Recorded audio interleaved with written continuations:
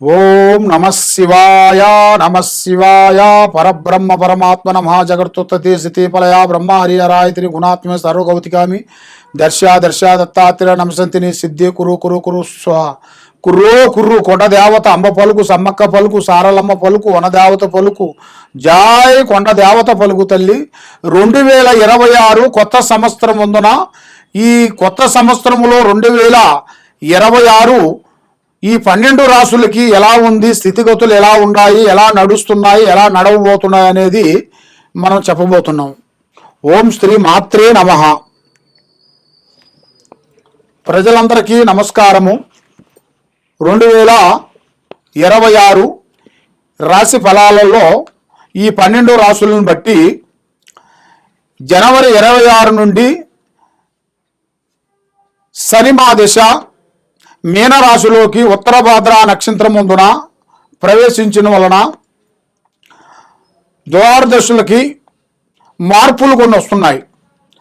మరి శని మీనరాశిలో, బృహస్పతి మిథునం, కర్కాటకం, సింహం సంచాలనంగా, రాహు కేతువులు కుంభం, తర్వాత మకరంలో నుంచి కొన్ని విధానాలు కొన్ని కనబడుతున్నాయి. మరి ఈ రాశిలో ఉండవలసిన వాళ్ళందరికీ అదృష్టము, జీవితము, స్థానము, యోగము, వీళ్ళకి కొత్త అవకాశాలు ఉద్యోగంలో కానీ, కొంత స్థానంలో కానీ, కొన్ని వ్యాపార రక్షణలో కానీ, కొంత కళ్యాణ యోగం కానీ, సంతాన యోగం కానీ ఈ సంవత్సరంలో అతి మంచిగా కనబడుతుంది. మరి రాశి ఫలాలు చూసుకుంటే మరి కొంతవరకు ఈ సంవత్సరంలో కొన్ని నష్టాలు కూడా, కొన్ని ఎదురొచ్చే మార్గాలు కూడా కొన్ని కనబడుతున్నాయి. ఆరోగ్యపరంగా కొన్ని నష్టాలు, తర్వాత మనకి కొన్ని ఆరోగ్య సమస్యలు, లేనిపోయిన సమస్యలు కొన్ని వస్తుంటాయి. వైరస్ లాంటి ఈ 2026లో కొన్ని లేనిపోయిన కొన్ని వైరస్లు రావటం, గుండెకి సంబంధించిన కొన్ని ప్రాబ్లమ్స్ కొన్ని రావటం, దానివల్ల కొంతమంది జనాలు చనిపోవటం, ఇలాంటి కొన్ని జరగబోతున్నాయి.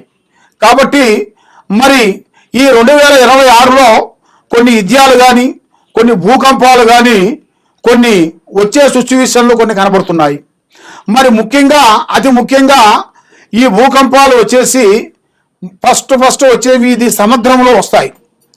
ముందు సముద్రంలో స్టార్ట్ అయిన కాడి నుంచి తర్వాత కొద్ది రోజుల్లోనే కొంత భూమి మీద ప్రభావం పడుతుంది.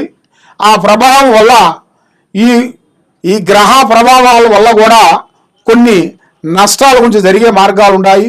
మరి రాజకీయంలో కూడా కొన్ని చేంజెస్లు కొన్ని వస్తున్నాయి.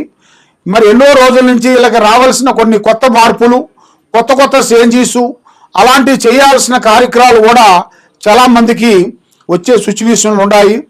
మరి వ్యవసాయదారులకి చాలా వరకు మంచి పంట ఈ సంవత్సరమున 2026లో పంట మంచిగా అభివృద్ధిగా వస్తుంది.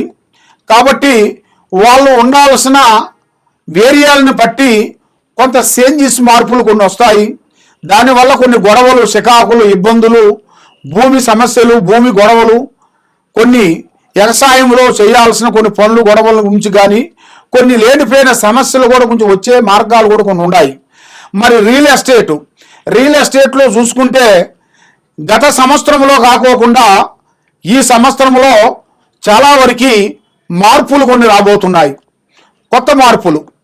ఎందువల్ల అంటే ఈ రియల్ ఎస్టేట్లో కూడా కొన్ని లాభాలు, కొన్ని ఇంతకు ముందు ఉన్న నష్టాలను బట్టి ఇప్పుడు కొంత లాభాలు కూడా కొంత సిచ్యువేషన్లో దగ్గరికి వచ్చే మార్గాలు కూడా కొన్ని కనబడుతున్నాయి. కాబట్టి మరి మీరు ఏ కార్యక్రమం చేయాలనుకున్నా, ఏది చేయాలనుకున్నా కూడా ఈ 2026 జనవరి నుంచి మీకు నూతన పనులు, నూతన కార్యక్రమాలు విజయవంతంగా అవుతాయి. ఈ నూతన సంవత్సరం అందరికీ శుభాకాంక్షలు. ఓం నమః శివాయ నమః. ఓం నమః శివాయ. ప్రజలందరికీ నమస్కారము. ఓం శ్రీ మాత్రే నమః. తులరాశి 2026 జనవరి మాసం నూతన సంవత్సరం అందరికీ శుభాకాంక్షలు. అందరూ ఆరోగ్యంతో బాగుండాలని మనస్ఫూర్తిగా కోరుకుంటూ మీ బిఎల్ శ్రీనివాసరాజు. స్వామియే శరణమయ్యప్ప.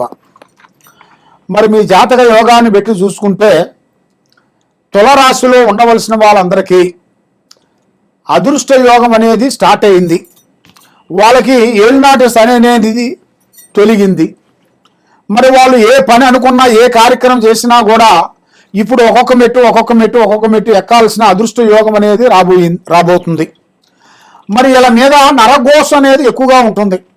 బంధుమిత్రులలో కూడా బాగుపడుతున్నారు, పైకి వస్తున్నారు అని కొంచెం లేనిపోయిన శికాకులు పెట్టి ఎప్పుడో కొన్ని పాత లిస్టులు తీసి పాత దాంట్లో కూడా నువ్వు ఫలాంది చేశావు అని కొంత ఇబ్బంది పెట్టేస్తుంటారు, శికాకు పెడుతుంటారు, మనశ్శాంతి లేకుండా చేస్తుంటారు. కాబట్టి బంధుమిత్రులలో అతి జాగ్రత్తగా ఉండండి, ఎవరిని గుడ్డిగా నమ్మొద్దండి. కాబట్టి ఇప్పుడు మీకు టయాలు కూడా అనుకూలంగా లేవు, మనసు ఒక అందునుగా లేదు, ఎక్కువ థింకింగ్, ఆలోచన, టెన్షన్స్ ఎక్కువగా కనబడుతున్నాయి. కాబట్టి ఈ టెన్షన్లన్నీ తొలగిపోయి అష్ట ఔశ్వర్యాలు, భాగ్యభోగాలు, మనశ్శాంతి ప్రాప్తి కలిగే యోగం కూడా అతి దగ్గరలోనే కనబడుతుంది. మరి ఈ తులరాశిలో ఉండవలసిన వాళ్ళకి మంచి అదృష్ట జాతకం కొంత రాబోతుంది. మరి మీరు అనుకుంటున్నారో ఆ కార్యక్రమాలలో మీకు 100% సక్సెస్ వచ్చే మార్గాలు కూడా అతి వేగంగా కొన్ని కనబడుతున్నాయి. కాబట్టి మరి మీకు భూమి సమస్యలో కూడా కొన్ని ఇబ్బందులు కానీ, భూమి సమస్యల్లో కూడా కొన్ని దగ్గరకు వచ్చిన దూరం కావటం కానీ, దాంట్లో కూడా మనశ్శాంతి లేకోకుండా ఉండటం కానీ, ఇలాంటి సమస్యలు ఎక్కువగా కనబడుతున్నాయి. ఇలాంటి సమస్యల వల్ల మీరు ఎదగలేకపోతున్నారు, ముందుకు రాలేకపోతున్నారు. దానికి కారణం ఏమిటి అని మనసులో సందేహాలు ఉన్నాయి. కాబట్టి మీరు చేయాల్సిన పూజా బలం ఏంటంటే మెయిన్గా శ్రీనివాసుని పూజించండి. శ్రీ వెంకటేశ్వర శ్రీనివాసుని పూజించండి. అష్ట కష్టాలు వైదొలిగిపోతాయి, మైండ్ బాగుంటుంది, మనసు బాగుంటుంది.